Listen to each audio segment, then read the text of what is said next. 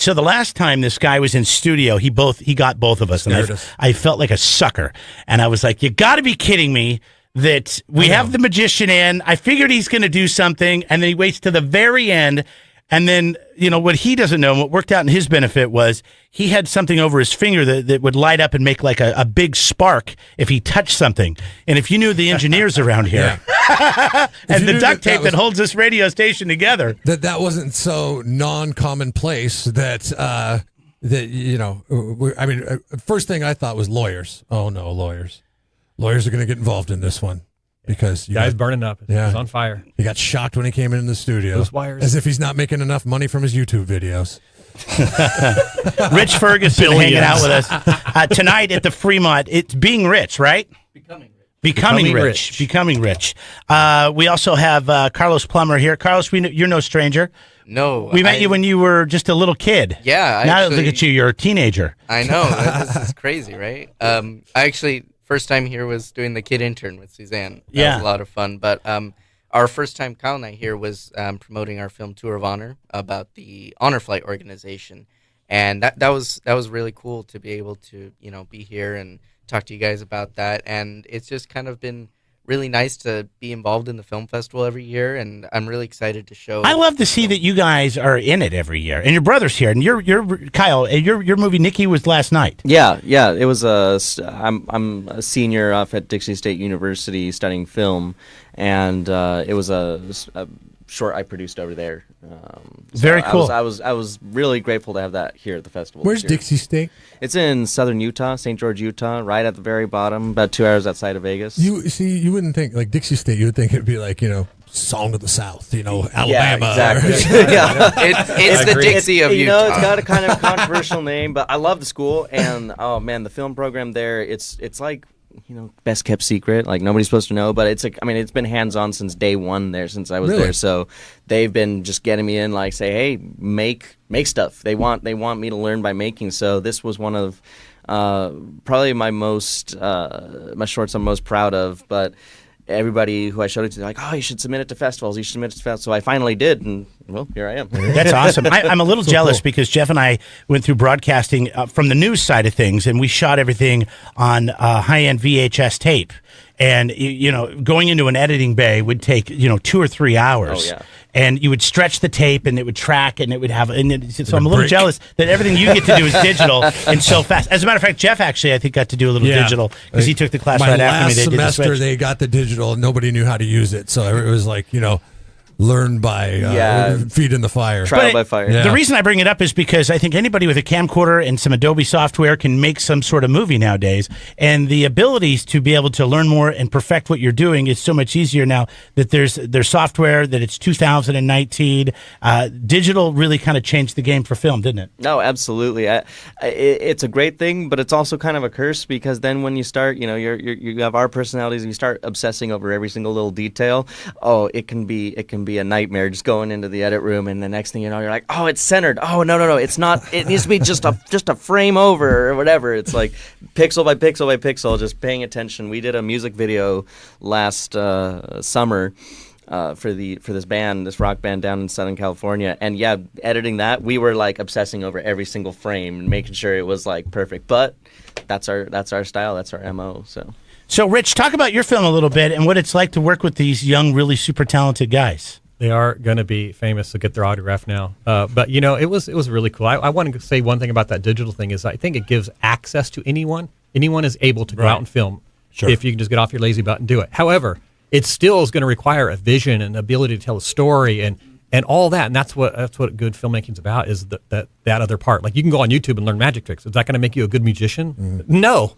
Like, if you don't have the talent for it, you're not going to be a good magician or musician or dancer. You're kind of a filmmaker yourself. I mean, you do short video. I mean, you do a lot of YouTube videos, but I mean, you have to kind of figure this out. You have to have a vision, like you say. You come up with these different sketches or magic tricks or skits that you're going to do, and I follow it. Mm-hmm. And so, I mean, you're constantly having to come up with ideas and then go out and film it, and then not only make it look good on film and be able to pull it off, but pull it off in front of people live.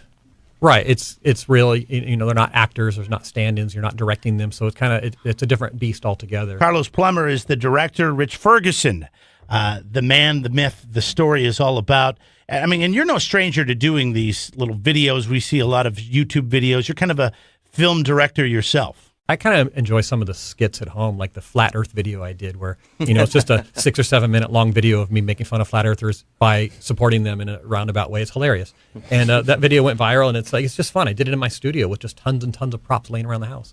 So the sky's the limit with that YouTube stuff. But the movie you were talking about, Becoming Rich, man, it's I got to work with these guys. About a year ago, they reached out, and this documentary dives deep into me as a person, the behind the scenes of why I do what I do, how I do what I do. It's not a magic show and glitz and glamour about the world of magic, and it's not a step-by-step process of how to become rich. It's really it's a much deeper movie. And my gut, I know you're going to probably ask the question, but I think people will be surprised without giving anything away that there's more to the industry that meets the eye. That's for sure.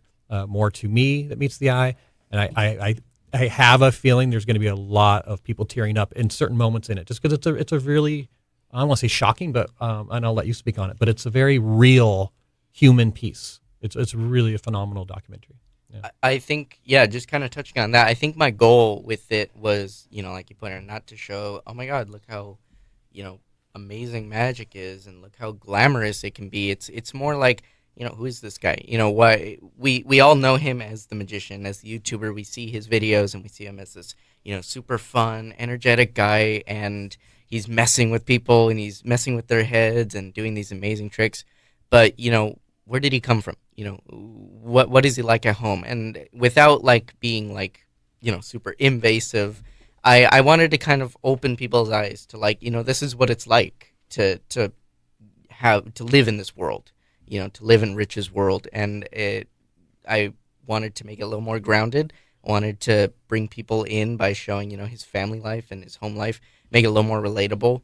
Because I think if it were about, oh, look how super cool it is, and look how much money you can make by being a super successful magician, it's like that's not personal, and that's not something I would watch and relate to, and I wouldn't have an emotional response to that. So I really wanted to make it something that people can. I think it's cool enjoy. that you figured that out at such a young age, because I mean everybody has a story to tell, and anybody will listen to a story. I mean, it doesn't even have to be that good, right, Rich?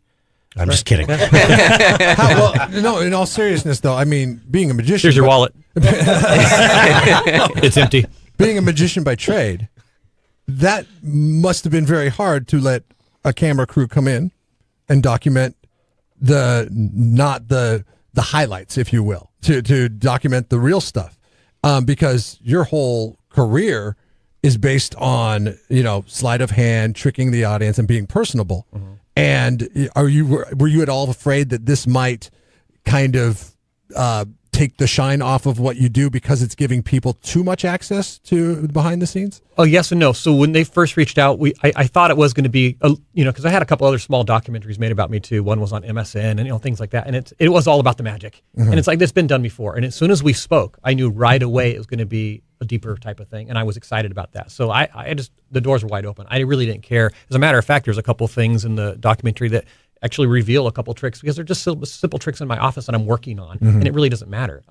So no, I wasn't worried about it whatsoever. I was very open to the idea. I thought it was really cool that we were going to not just show magic, because that's kind of boring. Like, yeah, I can try to look spot on and show how amazing magic is, but that's not interesting at all. It really isn't. I don't want to share that. I do that all the time with people. Yeah. I get paid to do that. So did you grow up in California? I did. Yeah, I grew up in Salinas. Oh, okay. Yeah. Salinas. Interesting. Yeah. So it's on Live PD now. Salinas, I grew up I grew up in a crazy area too. So I got taken out of that environment, and I think the movie talks on that a little bit about that. So all right. Well, too much into detail, it's tonight, 7:00 at the Fremont. This is pretty cool. I mean, you get the big screen. Fremont, man. It's such a big place. You can see up my nose. I'm sure. I can't wait. Is there anything that we should watch for you coming out down the road, outside of this? I always got fun stuff. Yeah, I just changed. I have another YouTube channel. It's called Trick Central, and it's like Comedy Central, except it's Trick Central, and I'm the host. And it's more of a show-based program, and it's interviewing all kinds of people with talent and skills. That's fun. I'm on the Today Show again in a couple weeks, And I'm always just working on the next fun thing. Now, are you allowed to say what you're doing on the Today Show, or is it? It's April Fools. It's for April Fools. Yeah. Oh, it is. Yeah. It's the same thing. I've been there like 11 years in a row now, and it's either Halloween or April Fools. The one that sticks out is the chair, where you were the chair. I love that. People. Yeah, I made that for them, and I've used it for other things too. How do people follow you outside of this YouTube channel? Facebook? Just go to richferguson.com, and you can click on anything from there. It could be Facebook or YouTube or whatever. Yeah. What about you, Carlos? What about me? For people to follow your work. People to follow us. Well, you can follow actually the movie on Instagram and Facebook. It's at Becoming Rich Movie. Super Image Ltd, which is you can keep track of what we're up to. That's Super Image Ltd on Instagram and Facebook. We have our website. We're kind of fixing some things on our website. But it's under construction. Yeah, under construction. But you can still go and see some of our older stuff that we've worked on. Cool. I put all that stuff up. All right, very cool. That's Carlos Plummer, Rich Ferguson, Becoming Rich tonight, 7 o'clock at the Fremont. Thanks for coming in, guys. Thanks for having us. Thank you.